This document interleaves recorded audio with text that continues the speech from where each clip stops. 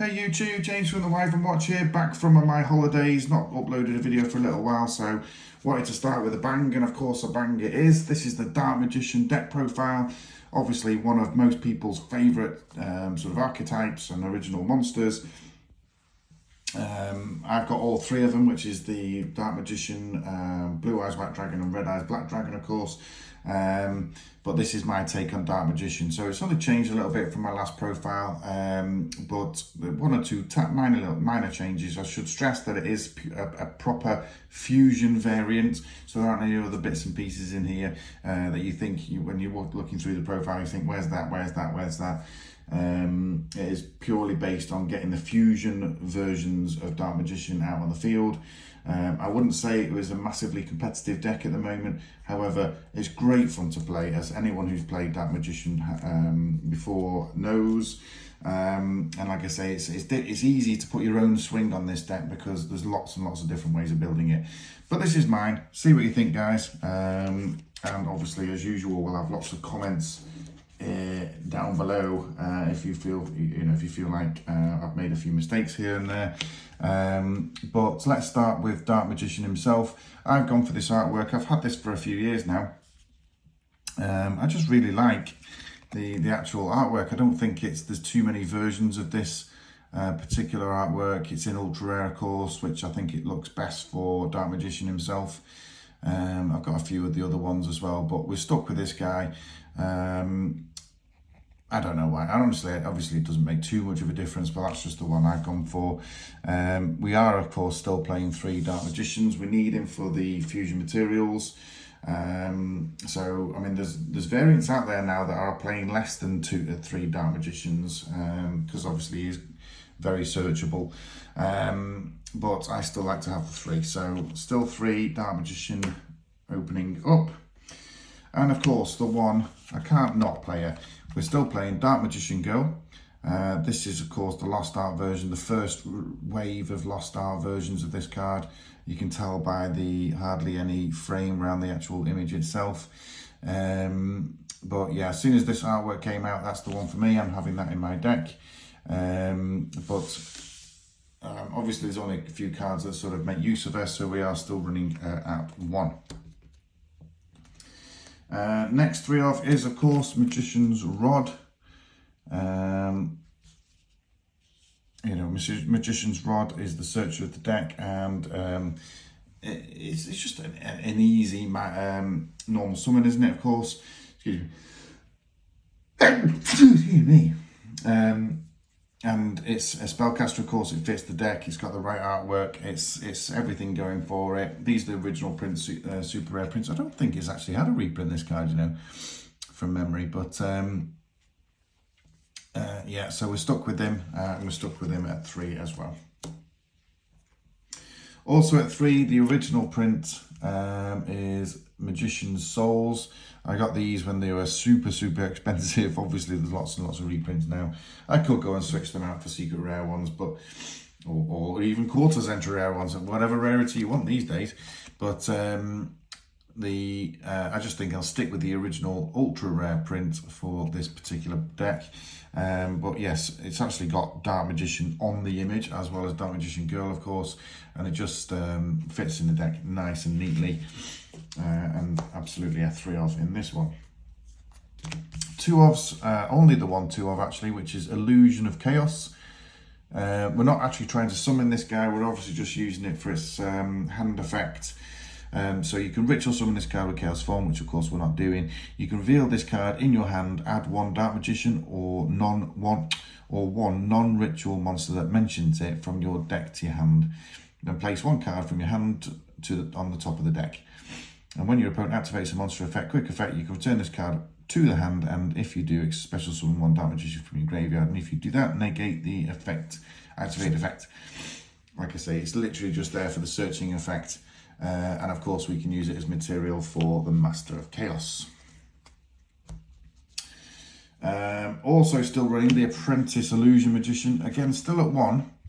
I probably would love to put a second one back in here, mainly in here for artwork, of course, absolutely beautiful. I do love all the sort of magic rings that go on the artwork as well. But yeah, too good not to have at least at one. And the other two one-offs, I should have put these together, but it doesn't matter. So the other two one-offs, we've got one Timaeus the United Dragon and one Magikaribo, both obviously on the newer side and straight out of the Mega Pack 23.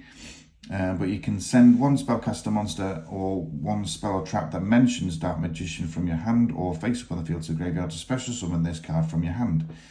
During your main phase, you can fusion summon one fusion monster from your extra deck using monsters from your hand or field as material, including a spellcaster monster. You can only use the effect of Timaeus. So obviously it's just another way of a fusion summon. And of course, Magikaribo, during the main or battle phase, if you took damage by battle or an opponent's card effect this turn, quick effect, you can send this card from your hand to the graveyard and special summon one Dark Magician or one Dark Magician Girl from your deck or graveyard. And if a face-up spellcaster monster you control is destroyed by battle or opponent's card effect, you can add this card from your graveyard to your hand.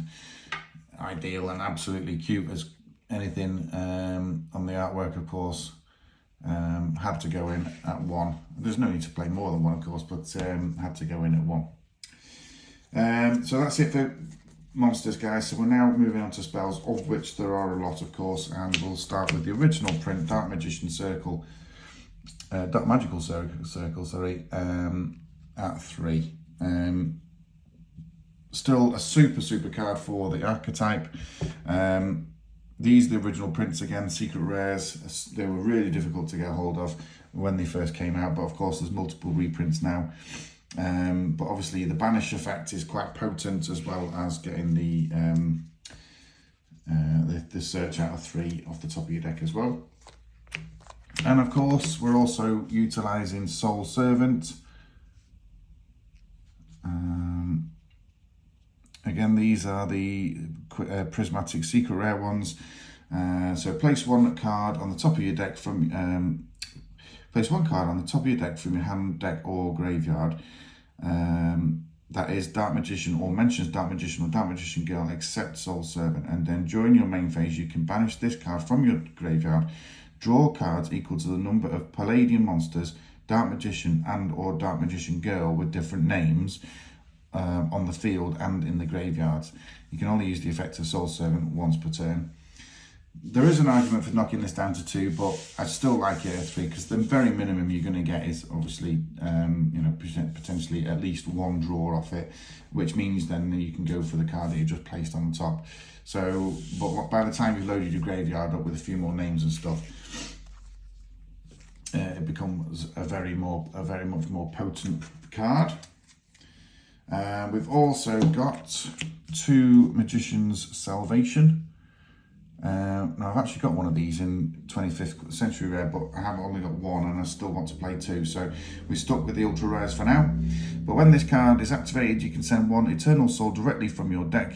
Sorry, set one Eternal Soul directly from your deck. If you normal or special summon Dark Magician or Dark Magician Girl, except during the damage step, you can target one of those monsters, special summon one Dark Magician or Dark Magician Girl from your graveyard with a different name from the monster. And then you can only use that once per turn. So again, it's a field spell, of course. It stays on the field, and when either of normal summoned, the other one's coming out as well, which obviously puts more materials on the board, more options for fusion summoning, or just building a wall. Right, so the next 5 cards are all my fusion options, so I'll put them all on here. Secrets of Dark Magician, 1 Polymerization, 1 Magicalized Fusion, and 1, of course, the Eye of Timaeus. The elusive Eye of Timaeus. If that Eye of Timaeus was searchable, it'll be an instant 3 of in the deck. But it isn't, and has never been. So, a bit of a pain. But of course, we have got the Eye of Timaeus in the Ghost Rare. Really pretty card. That's always going to be in my Dark Magician deck. Magicalized Fusion, because obviously you can use it to get any of your basic fusion monsters out. 1 Polymerization, of course, for obvious reasons, and then Secret of Dark Magic is the sort of go-to fusion and or ritual spell. Fairly simple options, but obviously that with the Eye of Timaeus, Timaeus the, whatever, it's the United Dragon, isn't it? What's it called? What's his full name for one? The United Dragon, I was right, yeah. So that you know, basically means we've got 6 fusion ways of fusion summoning. Keep going with spells. I've also got introduced 2 Lightning Storm as well. Get